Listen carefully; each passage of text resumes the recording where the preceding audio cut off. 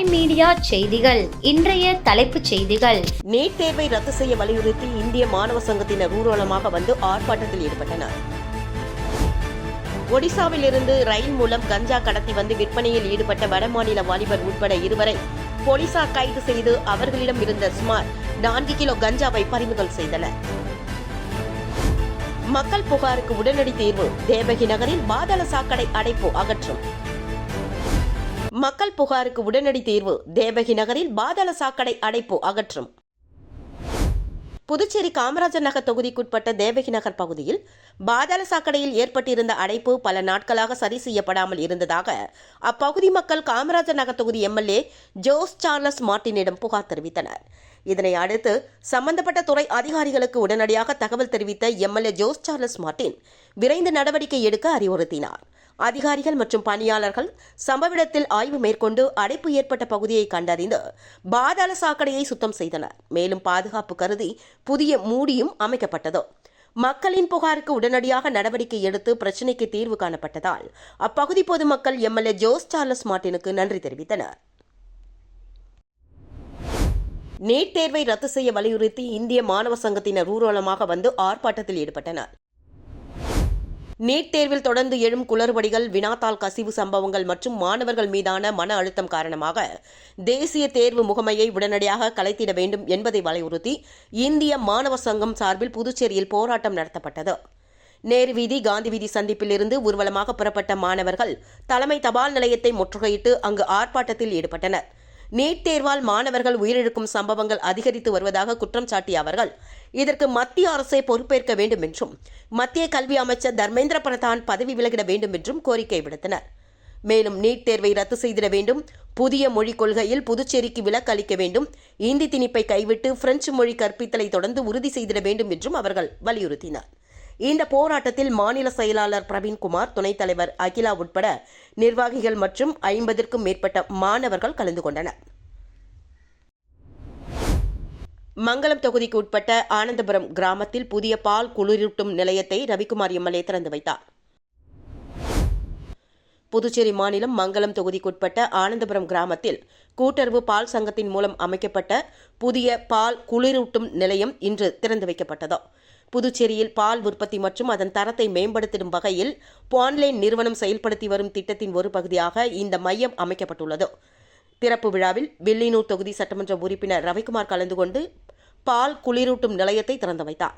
இந்த மையத்தின் மூலமாக ஆனந்தபுரம் மற்றும் சுற்றுவட்டார பகுதிகளில் இருந்து சேகரிக்கப்படும் பால் தர பரிசோதனை செய்யப்பட்டு குளிர்விக்கப்பட்டு பின்னர் குருமாம்பேட்டில் உள்ள பான்லே பிரதான பால் பண்ணைக்கு அனுப்பி வைக்கப்படும். இதன் மூலம் உள்ளூர் பால் உற்பத்தியாளர்கள் நேரடியாக பயனடைவதுடன் பாலின் தரம் மற்றும் பாதுகாப்பும் மேம்படும் என எதிர்பார்க்கப்படுகிறது.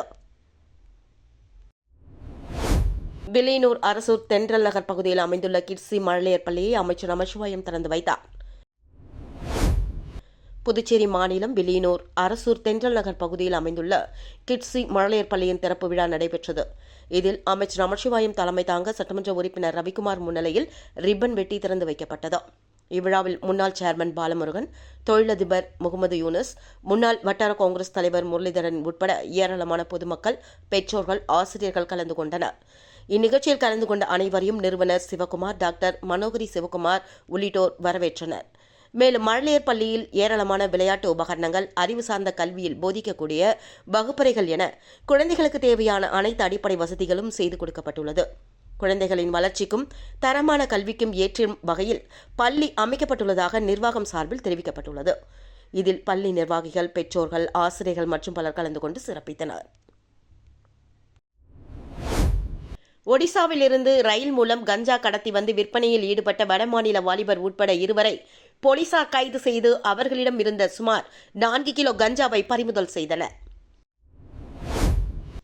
விழுப்புரம் மாவட்டம் கோட்டக்குப்பம் நகராட்சிக்கு உட்பட்ட சின்ன கோட்டக்குப்பம் பகுதியில் போலீசார் நடத்திய வாகன சோதனையில் சந்தேகத்திற்கிடமாக நின்று கொண்டிருந்த இருவரை பிடித்து விசாரணை நடத்தினர். விசாரணையில் ஒடிசா மாநிலத்தை சேர்ந்த பாபிதாஸ் மற்றும் புதுச்சேரி ரெட்டியார்பாளையம் பகுதியைச் சேர்ந்த ஸ்ரீஃபன்ராஜ் என்பது தெரியவந்தது. மேலும் பாபிதாஸ் ஒடிசாவிலிருந்து ரயில் மூலமாக கஞ்சா வாங்கி வந்து புதுச்சேரி மற்றும் தமிழகத்தின் பல்வேறு பகுதிகளில் விற்பனை செய்து வந்ததும், ஸ்ரீஃபன்ராஜுக்கு கஞ்சா வழங்க வந்ததும் போலீஸ் விசாரணையில் வெளிச்சத்திற்கு வந்துள்ளது.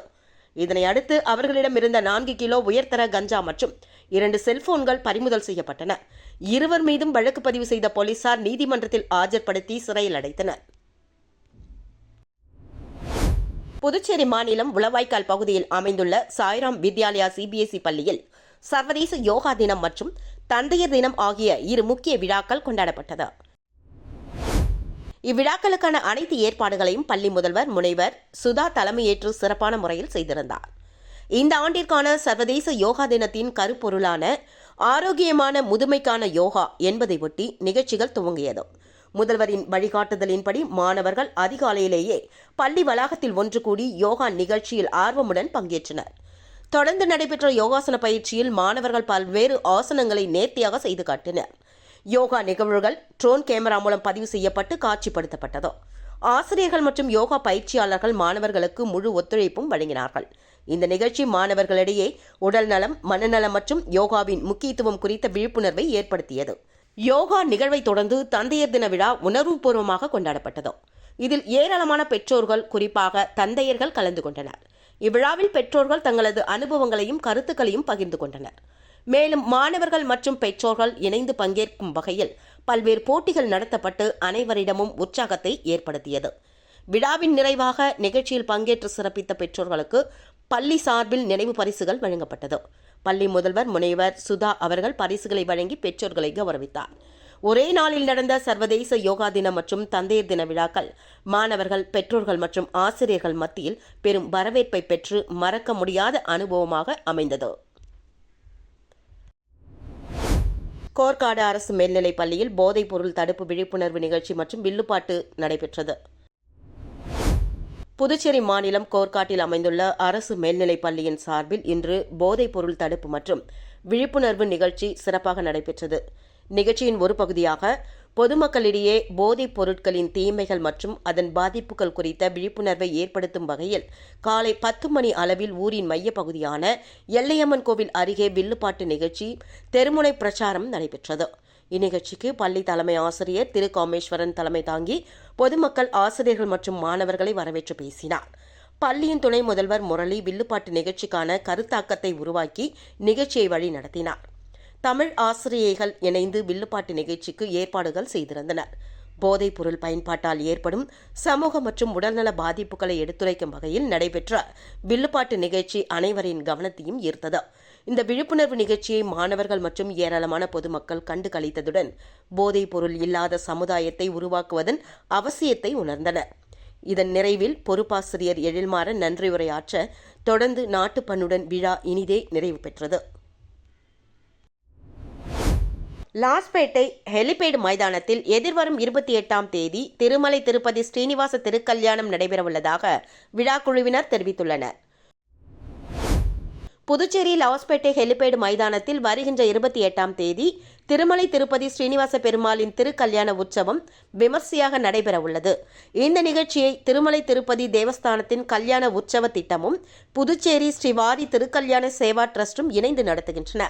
இதுகுறித்து சேவா டிரஸ்ட் தலைவரும் முன்னாள் அமைச்சருமான லட்சுமி நாராயணன் கூறுகையில், திருக்கல்யாண உற்சவத்திற்காக திருமலையிலிருந்து உற்சவர் சிலைகள் 27ஆம் தேதி இரவு புதுச்சேரிக்கு கொண்டு வரப்பட உள்ளது என்றும், பின்னர் அவை லாஸ்பேட்டையில் உள்ள விவேகானந்தா மேல்நிலைப் பள்ளியில் பக்தர்கள் தரிசனத்திற்காக தங்க வைக்கப்படும் என்றும், தொடர்ந்து வருகின்ற 28ஆம் தேதி ஹெலிபேடு மைதானத்தில் நடைபெறும் ஸ்ரீனிவாச திருக்கல்யாண நிகழ்ச்சியில் ஆயிரக்கணக்கான பக்தர்கள் கலந்து கொள்ள உள்ளதாகவும், இந்த நிகழ்வில் பக்தர்கள் அனைவரும் கலந்து கொண்டு ஸ்ரீனிவாச பெருமாளின் அருளை பெறுமாறும் அழைப்பு விடுத்துள்ளார்.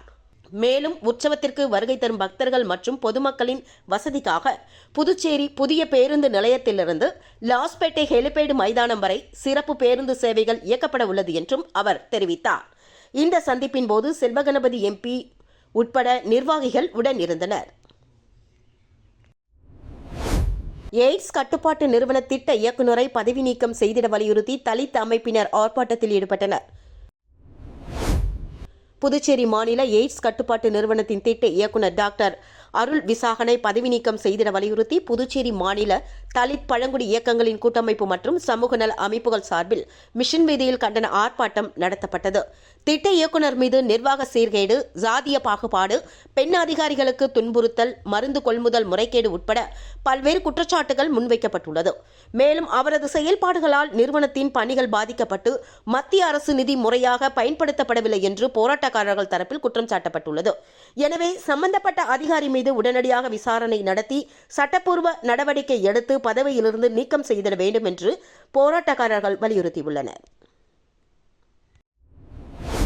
வில்லியனூரில் சேஷ வாகனத்தில் வீதி உலா வந்த ஸ்ரீ வரதராஜ பெருமாள், திரளான பக்தர்கள் தரிசனம். புதுச்சேரி மாநிலம் வில்லியனூரில் அமைந்துள்ள பிரசித்தி பெற்ற ஸ்ரீ பெருந்தேவி தாயார் சமேத தென்கலை ஸ்ரீ வரதராஜ பெருமாள் ஆலய தேவஸ்தானத்தில் 22ஆம் ஆண்டு பிரமோற்சவ விழா நடைபெற்று வருகிறது. விழாவை முன்னிட்டு கடந்த 20ஆம் தேதி கொடியேற்ற நிகழ்வு நடைபெற்றதைத் தொடர்ந்து தினந்தோறும் காலை மற்றும் இரவு வேளைகளில் பல்வேறு வாகனங்களில் சுவாமி மின் அலங்காரத்துடன் திருவீதி உலா வந்து பக்தர்களுக்கு அருள் பாலித்து வருகிறார். 4ஆம் நாள் உற்சவத்தை ஒட்டி நேற்று இரவு ஸ்ரீ வரதராஜ பெருமாளுக்கு சிறப்பு அலங்காரம் செய்யப்பட்டு தீபாராதனை காண்பிக்கப்பட்டது. இதில் உபயதாரர்களான ரெட்டியார் சமூகத்தினர் மற்றும் ஏராளமான பக்தர்கள் கலந்து கொண்டு தரிசனம் செய்தனர். இதனைத் தொடர்ந்து சேஷ வாகனத்தில் எழுந்தருளிய ஸ்ரீ வரதராஜ பெருமாள் மாடவீதிகளில் திருவீதி உலா வந்து பக்தர்களுக்கு அருள் பாலித்தார். வீதி உலாவின் போது திரளான பக்தர்கள் கலந்து கொண்டு பெருமானை தரிசனம் செய்து அருள் பெற்றனர். பின்னர் பக்தர்களுக்கு பிரசாதம் வழங்கப்பட்டது. பிரமோற்சவ விழாவின் முக்கிய நிகழ்வுகளாக 25ஆம் தேதி கருட சேவை, 27ஆம் தேதி திருக்கல்யாண உற்சவம் மற்றும் 29ஆம் தேதி திருத்தேரோட்டம் நடைபெறவுள்ளது. விழாவிற்கான அனைத்து ஏற்பாடுகளையும் கோவில் நிர்வாக அதிகாரி சந்தானராமன் தலைமையில் பிரமோற்சவ உபயதாரர்கள், பக்தர்கள் மற்றும் வில்லியனூர் பகுதி பொதுமக்கள் மேற்கொண்டு வருகின்றனர். மொஹரம் பண்டிகை விடுமுறையை ஒட்டி நாளை ஜிப்மர் வெளிப்புற நோயாளிகள் பிரிவு செயல்படாது என்று புதுச்சேரி ஜிப்மர் நிர்வாகம் சார்பில் தெரிவிக்கப்பட்டுள்ளது. இதுகுறித்து ஜிப்மர் நிர்வாகம் வெளியிட்டுள்ள செய்திக்குறிப்பில், மத்திய அரசின் பொது விடுமுறை நாளான மொஹரம் பண்டிகையை முன்னிட்டு ஜூன் 26 ஜிப்மர் மருத்துவமனையின் அனைத்து புறநோயாளிகள் பிரிவுகளும் மூடப்பட்டிருக்கும் என்றும், எனவே அன்றைய தினம் புறநோயாளிகள் பிரிவு சேவையை பயன்படுத்த திட்டமிட்டுள்ள நோயாளிகள் மருத்துவமனைக்கு வருவதை தவிர்க்க வேண்டும் என்றும், அதேவேளை அவசர சிகிச்சை பிரிவுகள் மற்றும் அவசர மருத்துவ சேவைகள் வழக்கம் போல் எந்தவித தடையும் இன்றி செயல்படும் என்றும் அந்த அறிக்கையில் குறிப்பிடப்பட்டுள்ளது. புதுச்சேரியில் மீனவர்களுக்கான 5 மாத முதியோர் ஓய்வூதியத்தை 14 கோடி ரூபாயை அவரவர் வங்கிக் கணக்கில் செலுத்த மீன்வளத்துறை சார்பில் ஏற்பாடுகள் செய்யப்பட்டு வருகிறது. புதுச்சேரி மீனவர் நலத்துறை மூலமாக மீனவர்களுக்கு முதியோர் ஓய்வூதியம் வழங்கப்பட்டு வருகிறது. தேர்தல் நிர்வாக காரணங்களால் ஓய்வூதியம் கடந்த பிப்ரவரி மாதம் முதல் வழங்கப்படவில்லை. அந்த வகையில் 5 மாத ஓய்வூதியம் நிலுவையில் உள்ளது. இதுகுறித்து அமைச்சர் மல்லாடி கிருஷ்ணராவை சந்தித்து மீனவர்கள் முறையிட்டனர். அவரும் உரிய நடவடிக்கை எடுப்பதாக மீனவர்கள் மத்தியில் உறுதியளித்தார். இதனை அடுத்து மீன்வளத்துறை சார்பு செயலர் மாலதி வெளியிட்டுள்ள உத்தரவில் 5 மாத ஓய்வூதிய தொகை வழங்க துணைநிலை ஆளுநர் ஒப்புதல் அளித்துள்ளார் என்றும், புதுச்சேரி யூனியன் பிரதேசத்தை சேர்ந்த 9702 மீனவ பயனாளிகளுக்கு 13.75 கோடி வழங்க அவர் ஒப்புதல் அளித்துள்ளார் என்றும், அதன்படி நிதி ஒதுக்கீடு செய்யப்பட்டுள்ளதாகவும், கருவூல அதிகாரிகளால் பயனாளிகளின் வங்கிக் கணக்கில் 5 மாத ஓய்வூதியம் செலுத்தப்படும் என்றும் குறிப்பிட்டுள்ளார். கனகன் ஏரி அருகே அமைந்துள்ள ஸ்ரீ முக்கூடல் ராஜகணபதி ஆலய மகா கும்பாபிஷேக விழாவில் திரளான பக்தர்கள் கலந்து கொண்டு சாமி தரிசனம் செய்தனர். உழவர்கரை ஸ்ரீ சத்யசாய் நகர் கனகன் ஏரியில் அமைந்துள்ள அருள்மிகு ஸ்ரீ முக்கூடல் ராஜகணபதி ஆலயத்தின் மகா கும்பாபிஷேக விழா இன்று பக்தி பரவசத்துடன் நடைபெற்றது. யாகசாலை பூஜைகள் மற்றும் வேத மந்திரங்கள் முழங்க கோபுர கலசங்களுக்கு புனித நீர் அபிஷேகம் செய்யப்பட்டது. இவ்விழாவில் எம்எல்ஏக்கள் அழகானந்தம், AKT ஆறுமுகம் உள்ளிட்டோர் கலந்து கொண்டு வழிபட்டனர். சுற்றுவட்டார பகுதிகளில் இருந்து திரளான பக்தர்கள் மேற்கொண்டு தரிசனம் செய்து புனித நீரை பெற்று சென்றனர். இவ்விழா பக்தர்களிடையே ஆன்மீக உற்சாகத்தை ஏற்படுத்தியது. நீட் தேர்வை ரத்து செய்ய வலியுறுத்தி இந்திய மாணவ சங்கத்தினர் ஊர்வலமாக வந்து ஆர்ப்பாட்டத்தில் ஈடுபட்டனர். ஒடிசாவில் இருந்து ரயில் மூலம் கஞ்சா கடத்தி வந்து விற்பனையில் ஈடுபட்ட வடமாநில வாலிபர் உட்பட 2 வரை போலீசார் கைது செய்து அவர்களிடம் இருந்த சுமார் 4 கிலோ கஞ்சாவை பறிமுதல் செய்தனர். மக்கள் புகாருக்கு உடனடி தீர்வு, தேவகி நகரில் பாதாள சாக்கடை அடைப்பு அகற்றும். இத்துடன் சாய் மீடியா செய்திகள் நிறைவடைந்தன. நன்றி.